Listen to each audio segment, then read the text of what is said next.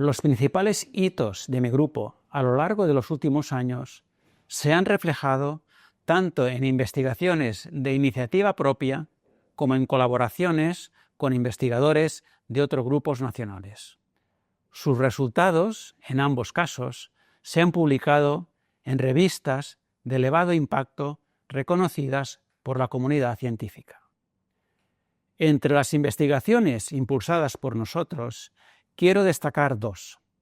La primera es el ensayo clínico Mosca-Frail, un estudio multicéntrico nacional que hemos liderado y que ha sido el primer ensayo clínico publicado sobre pacientes frágiles.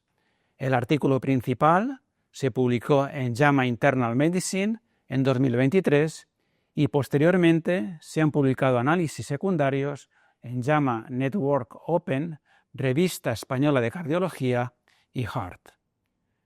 En este estudio se comparó una estrategia invasiva rutinaria, cateterismo coronario y revascularización coronaria, frente a una estrategia conservadora, tratamiento médico, vigilancia y cateterismo cardíaco y revascularización solo en el caso de mala evolución del infarto, en ancianos frágiles ingresados por infarto agudo de miocardio.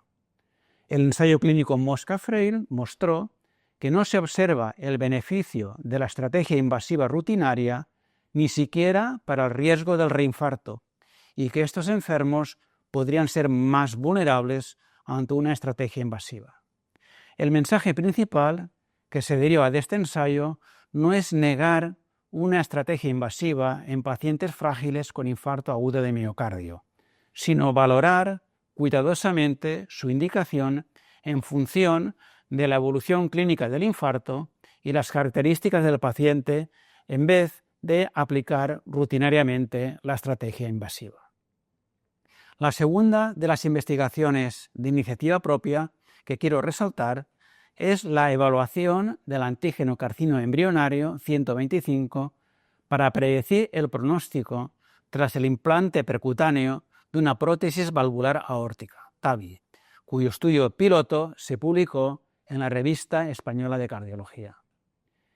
Hemos participado, además, en investigaciones con otros grupos nacionales, como el estudio SUGAR, centrado en la comparación de los resultados de dos stents coronarios farmacoactivos diferentes en pacientes con diabetes, cuyos resultados se publicaron en el European Heart Journal.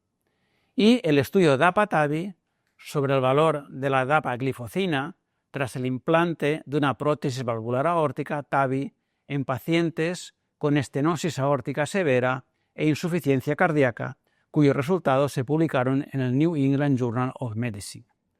Gracias a estas investigaciones y a otras más, hoy podemos ofrecer a los pacientes unos tratamientos que son cada día más precisos y personalizados, más ajustados a su situación particular. En los próximos años queremos seguir avanzando en nuestras investigaciones con el mismo propósito. Ya estamos trabajando en estudios multicéntricos sobre intervencionismo coronario y en cardiopatía estructural. Otro de nuestros retos más inmediatos es iniciar un registro nacional de pacientes diagnosticados de cáncer que ingresan por un infarto agudo de miocardio, pacientes que son cada vez más frecuentes al aumentar la supervivencia del cáncer.